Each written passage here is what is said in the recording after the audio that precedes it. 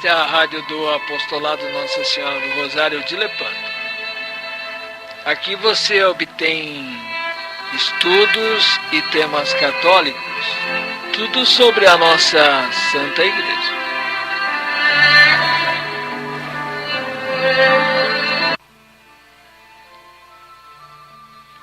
Sobre as intervenções feitas no Concílio Vaticano II, um tema muito interessante que vamos estudar: a vocação da pessoa humana, a família, o matrimônio, as relações sociais e econômicas entre os homens, as sociedades civis, a paz, o ateísmo militante, etc. Essas são as questões novas na Igreja. Este é o tema que vamos estudar hoje.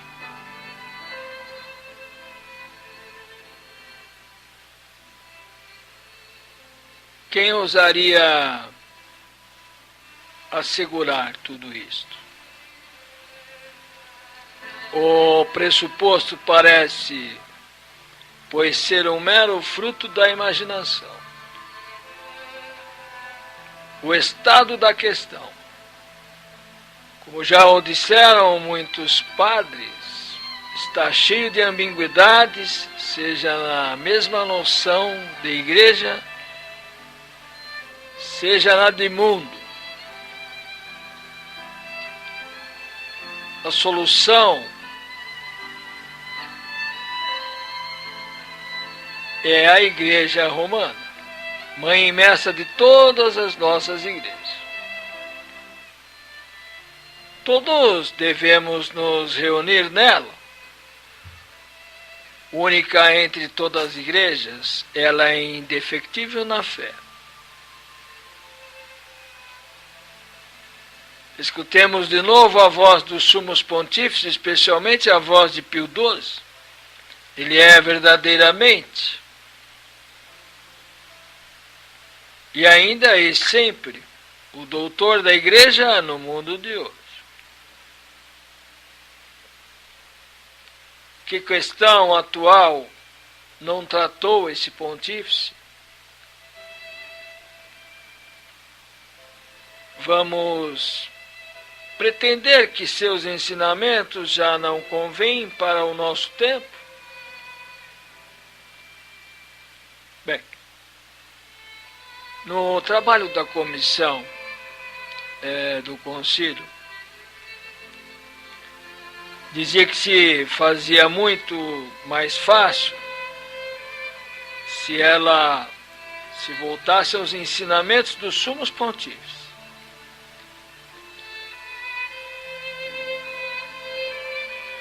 Por que teria que abandonar um tesouro assim, de tanta importância?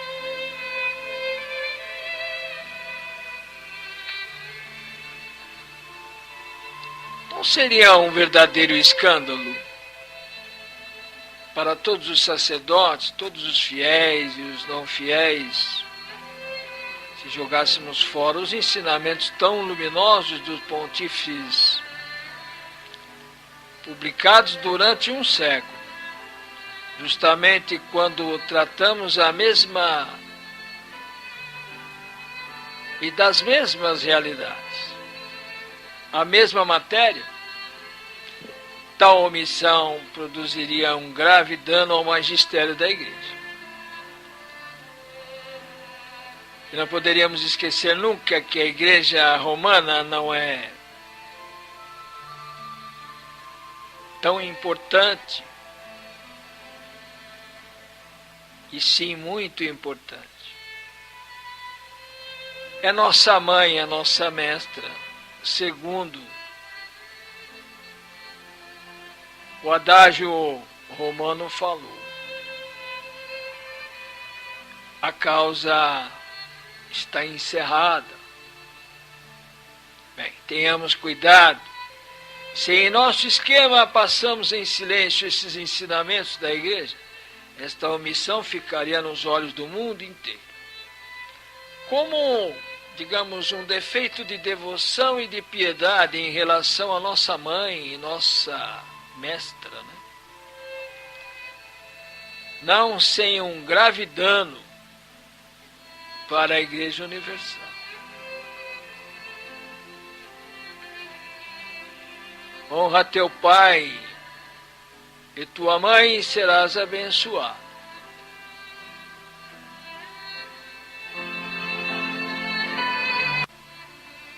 No 5º capítulo do Vaticano II,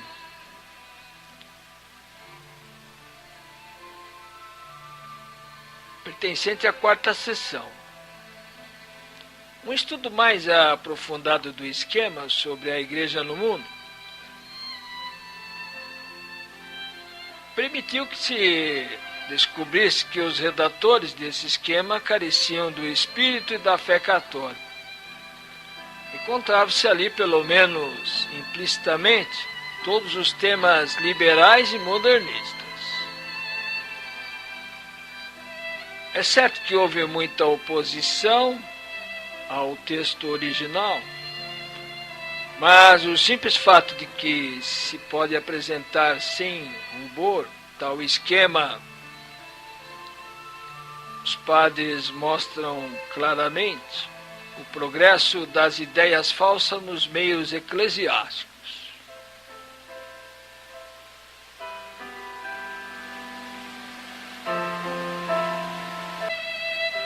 Na 10ª intervenção, em 9 de setembro de 1965, foi tratado sobre a Constituição, a Igreja no mundo de hoje.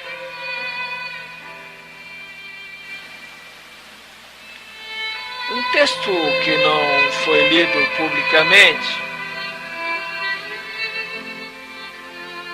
que dizia, veneráveis padres, desta Constituição pastoral, como já declararam alguns padres, pode-se dizer, parece que a doutrina pastoral apresentada dela não concorda com a doutrina da teologia pastoral, ensinada pela Igreja até o presente. E é verdade, seja com respeito ao homem e à sua condição, seja com respeito ao mundo e às sociedades familiar e civil, seja com respeito à Igreja, a doutrina desta Constituição é uma doutrina nova na Igreja, ainda que seja antiga entre muitos não católicos e entre os católicos liberais. Uma doutrina nova.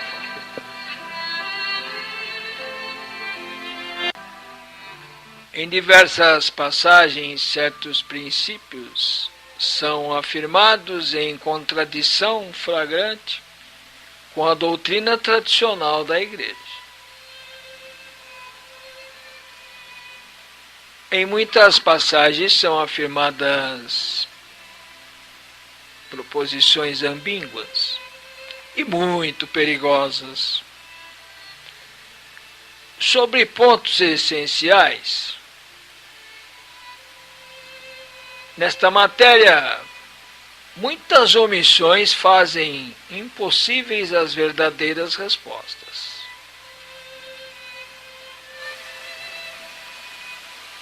Em primeiro,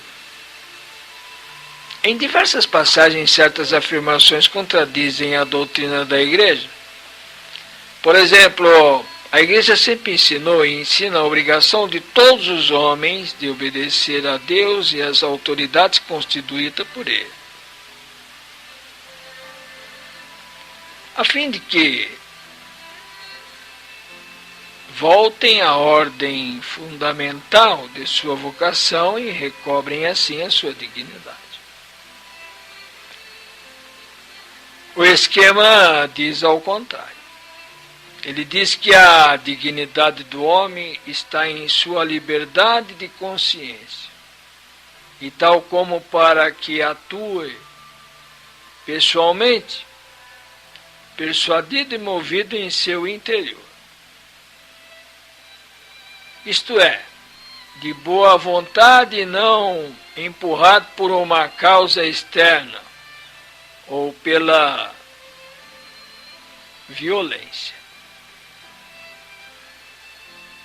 Esta falsa noção da liberdade e da dignidade do homem leva às piores consequências.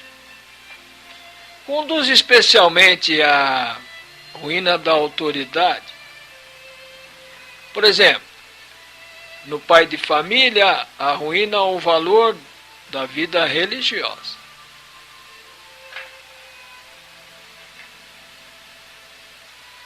Trata-se de comunismo sob o mero aspecto de ateísmo, sem nenhuma menção explícita do comunismo. Desse texto pode-se deduzir que o comunismo está condenado unicamente por seu ateísmo, o que evidentemente é contrário à doutrina constantemente pela Igreja. Parece, pois, que ficaria melhor um texto que não mencionasse de forma alguma, nem indiretamente, o comunismo, ou que fale dele, ao contrário, explicitamente para mostrar sua perversidade intrínseca.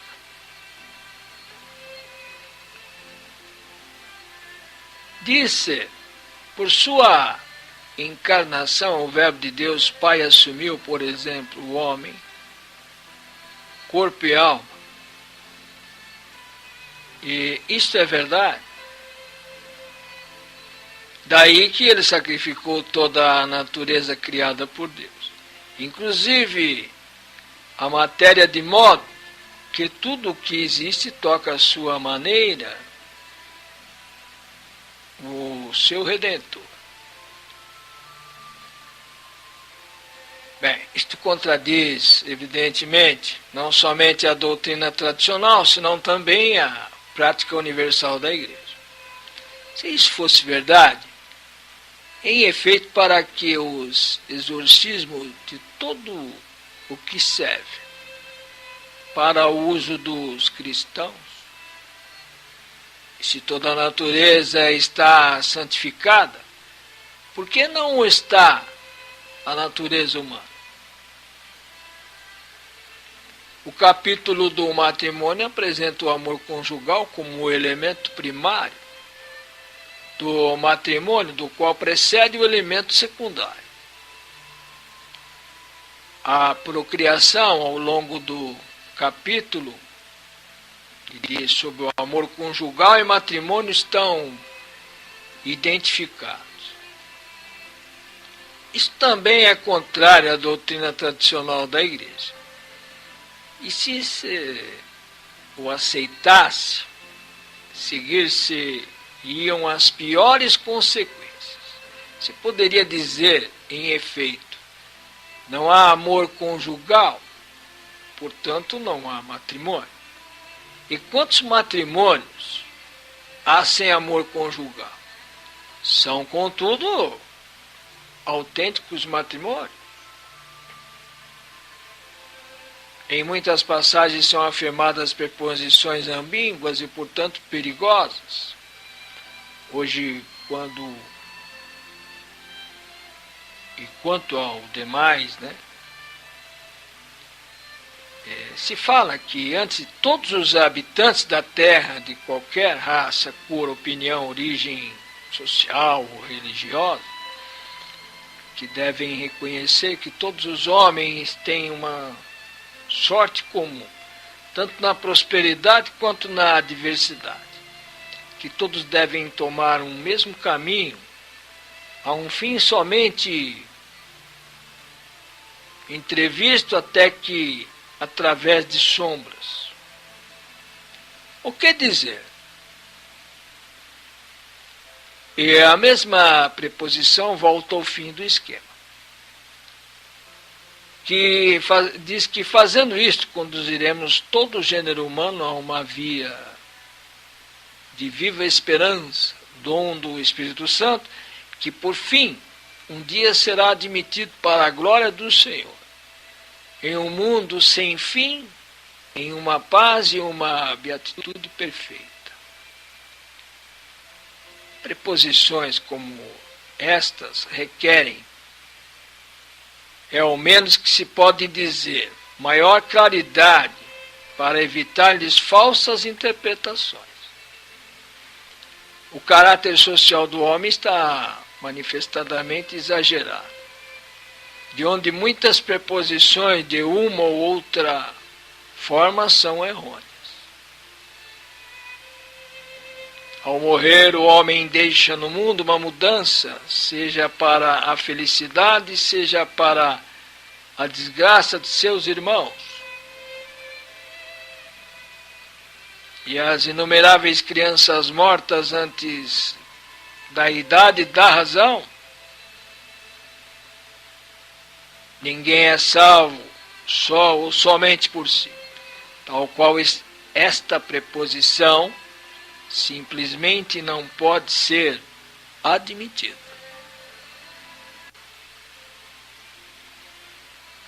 Onde se fala da igualdade entre os homens, na parte 30 e 31, muitas fórmulas exigem uma explicação para serem admissíveis. O homem tem necessidade, não somente de pão, senão também de respeito à sua dignidade, de liberdade e de amor. É uma fórmula digna de um concílio. Presta-se a muitas interpretações. A igreja é definida assim. A igreja é como o sacramento da união íntima com Deus e da unidade de todo o gênero humano. Esta concepção requer explicações. A unidade da igreja não é a unidade do gênero humano. Inumeráveis preposições contêm ambiguidades, porque, em realidade, a doutrina de seus redatores não é doutrina católica tradicional, senão que uma nova doutrina, misturada aí de galhardismo, muitas omissões graves dão ao esquema um caráter de irrealismo. Na preposição introdutória, como se pode calar continuamente o pecado original, com suas consequências, e o pecado pessoal, quando não se pode dar nenhuma explicação válida da história do mundo e do mundo atual, sem referência a esse fato histórico e a esse fato atual? No capítulo sobre a vocação da pessoa humana, como pode-se conceber sem a lei moral? Como se pode falar da vocação do homem sem falar do batismo e a justificação pela graça sobrenatural? Essas omissões são das mais graves. A doutrina do catecismo deve ser, então, modificada de ponta a ponta. A igreja não é de nenhuma forma apresentada como uma sociedade perfeita, na qual todos os homens estão obrigados a entrar para serem salvos. Ela não é mais um redil, pois já não existem mercenários, nem ladrões, nem salteadores. É definida como o fomento evangélico da massa humana. Qual pode ser então essa justificação de toda a humanidade? Externa, interna. Tudo isso cheira a protestantismo. Sobre a dignidade do matrimônio, fala-se apenas do sacramento, do qual fluem inumeráveis graças para os esposos e a família. Para piorar, A alusão ao sacramento é deficiente. Assim agora o Salvador dos homens, esposo da Igreja, vem ao encontro dos esposos cristãos pelo sacramento do matrimônio. O que dizer? Porque tanto laconismo sobre uma realidade tão sagrada, tão nobre, fonte de santidade para toda a sociedade? Bem, concluindo, esta Constituição pastoral não é nem pastoral, nem de manada da Igreja Católica. Não alimenta os homens e os cristãos com a verdade evangélica e apostólica. E, por outro lado, a Igreja jamais falou assim. Nós não podemos escutar esta voz, porque não é a voz da esposa de Cristo. Conhecemos a voz de Cristo, nosso pastor. Esta a ignoramos. Os vestidos são de ovelha, a voz não é a do pastor. E pode ser a do lobo.